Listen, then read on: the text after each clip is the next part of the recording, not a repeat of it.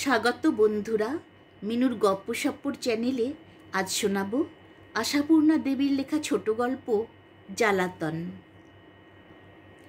পাশের ফ্ল্যাটের মেয়েটা ভারী জ্বালাইতেছে। আসিয়া পর্যন্তই কিছু কিছু উপদ্রব লক্ষ্য করিতেছিলাম, গ্রাহ্য করি নাই। ইদানিং দেখিতেছি বড় বাড়ি আছে। শাসন করা দরকার, শুধু দরকার নয়, রীতিমতো প্রয়োজন। মুখ বুঝিয়া এত অত্যাচার সহ্য করা যায় না।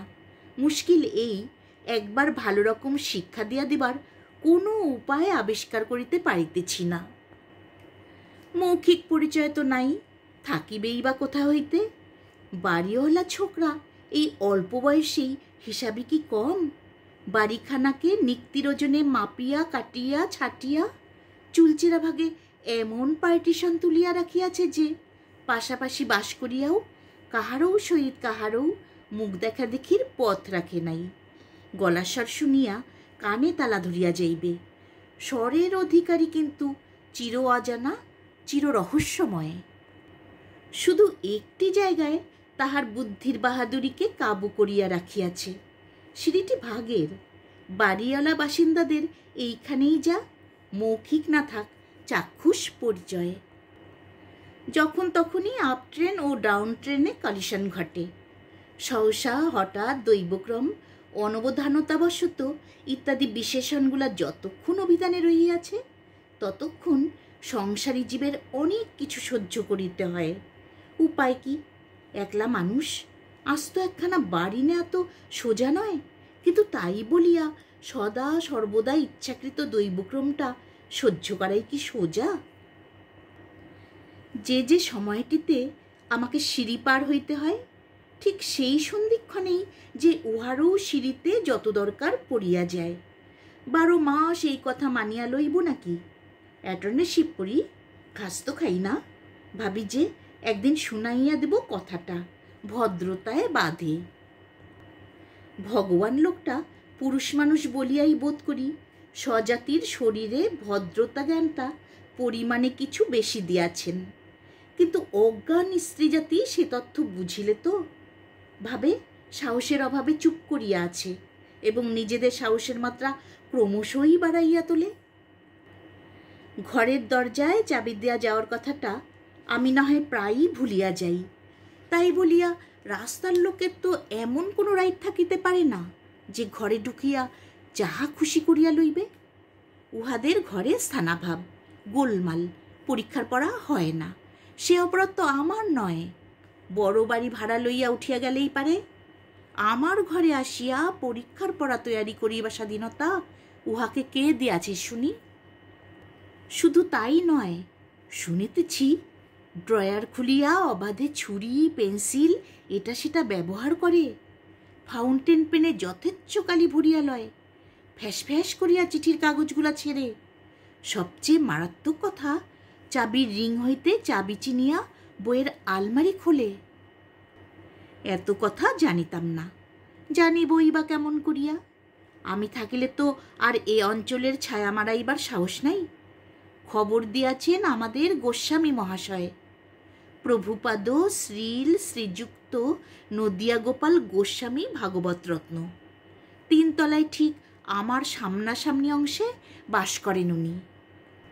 আমাদের মতো সংসার কুপমগ্ন অন্ধ জীব নয় যে সকাল হইতে রাত্রি পর্যন্ত সহস্র কাজে ছোটাছুটি করিয়া বেড়াইবেন। সন্ধ্যাবেলায় খরম পায়ে দিয়া একটা হাত কাটা বেনিয়ান ও সাদা চাদর গায়ে চড়াইয়া ট্যাক্সিতে চাপিয়া বসেন রাজাই চালে। ভাড়ার জন্য চিন্তা করিতে হয় না, ভক্তরাই দেন। প্রধান পেশা পাঠকগিরি, মাঝে মিশিলে নাকি কীর্তনও করেন। ঘণ্টা 2-3 খাটিয়া আসিলেই তাহার পয়সা কে খায়? কাজেই সারাদিনই তাহার প্রচুর অবসর।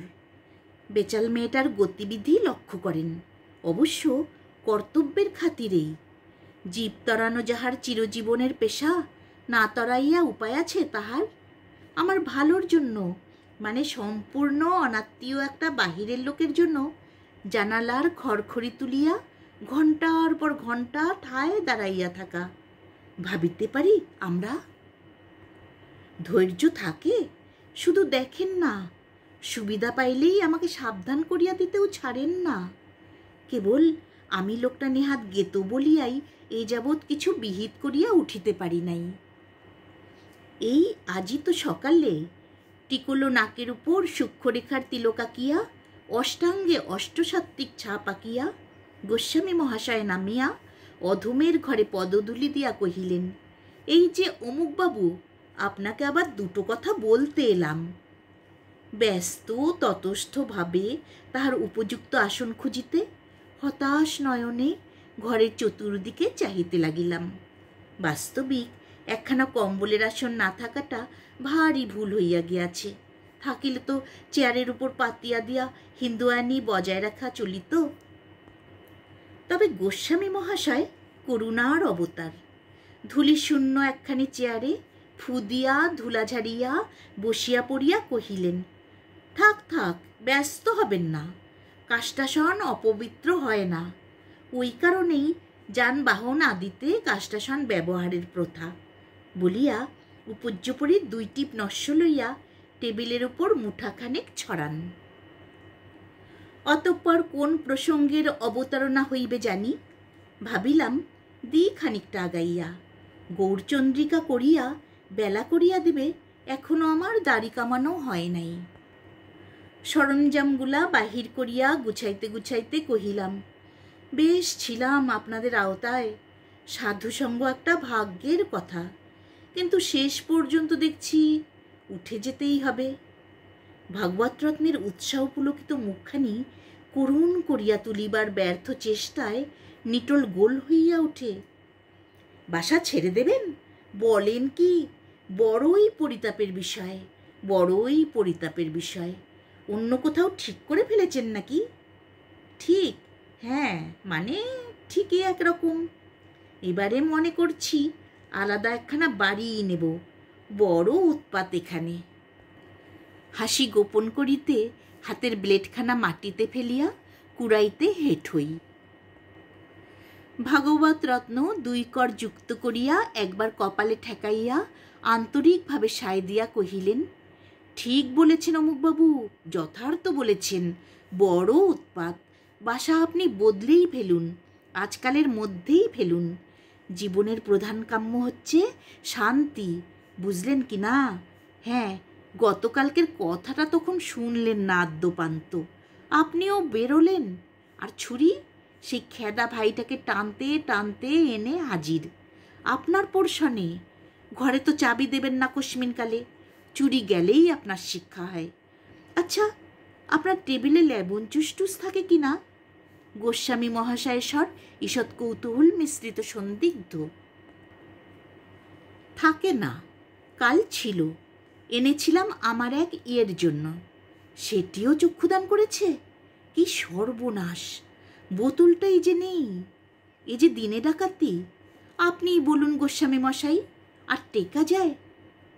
এখনো যে টিকে রয়েছেন, এই তো বাহাদুরি আপনার।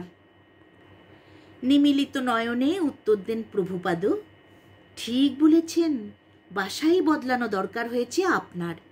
জীবনের প্রধান কাম্য হচ্ছে শান্তি। আহা, শান্তিময় গৌরহরি হে। হ্যাঁ, কথাটা শুনুন, শেষ অবধি।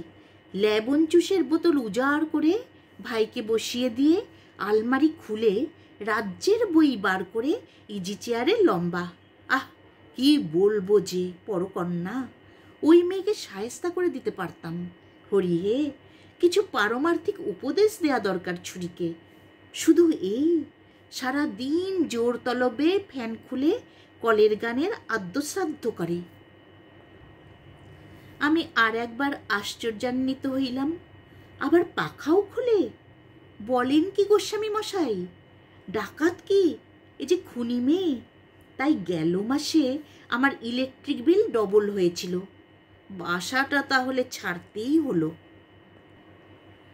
নিশ্চয় নিশ্চয়, আজই চেষ্টা করে দেখবেন। শুভস্য শীঘ্রং। আমাদের কিঞ্চিত মনোবেদনা হবে, সে যাক।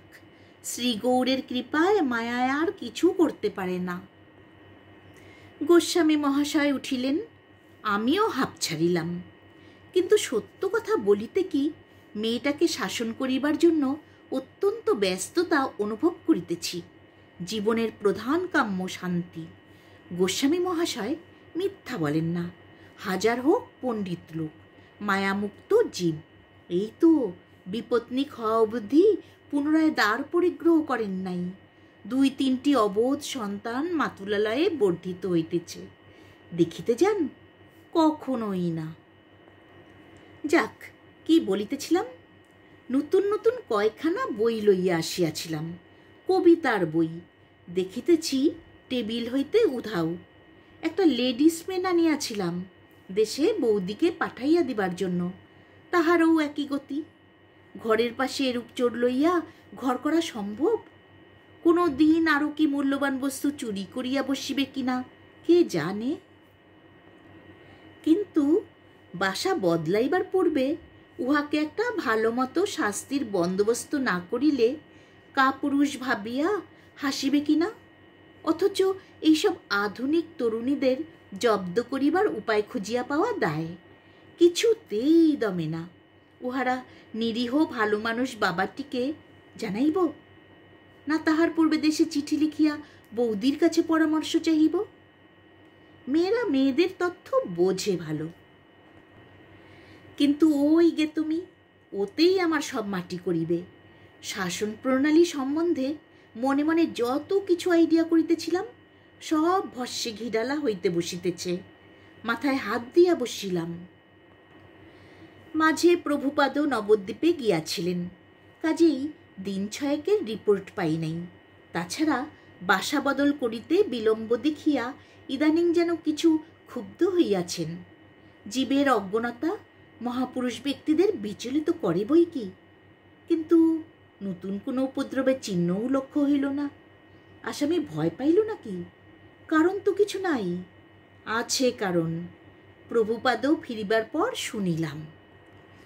মানে তিনি নিজে জানান নাই, উহারা গুপ্ত সাধক, সহজে আপনাদের ব্যক্ত করেন না।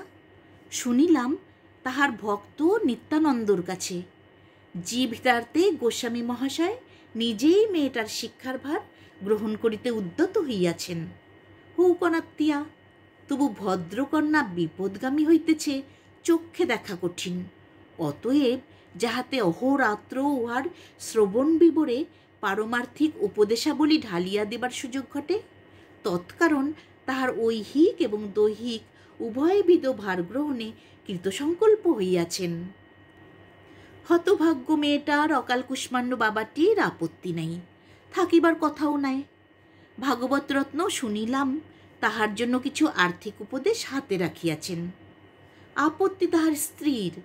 কিছুদিন হইল তিনি প্রভুপাদের নিকট নাকি দীক্ষা লইয়াছেন। কে কাহাকে প্রণাম করিবে, এই সমস্যায় পড়িয়া তাহার মতবিরোধ। মরুক যে যাহার সমস্যা লইয়া, আমার কি হইল?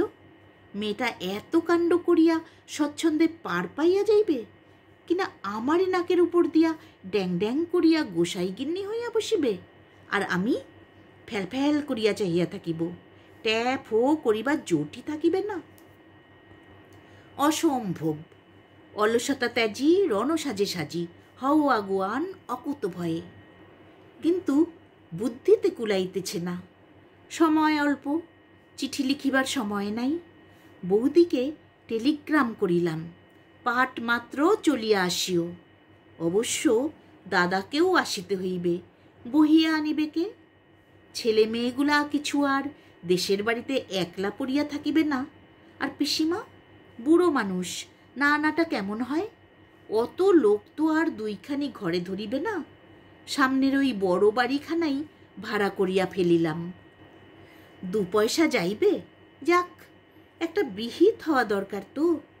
বৌদির পরামর্শ ছাড়া সুবিধা করিয়া উঠিতে পারিতেছি না। গবেষণা করিয়া দেখিয়াছি, মেয়েদের জব্দ মেয়েরাই করিতে পারে, আমরা তাহার শিকিও নই। এতক্ষণ পড়ছিলাম আশাপূর্ণা দেবীর গল্প জ্বালাতন।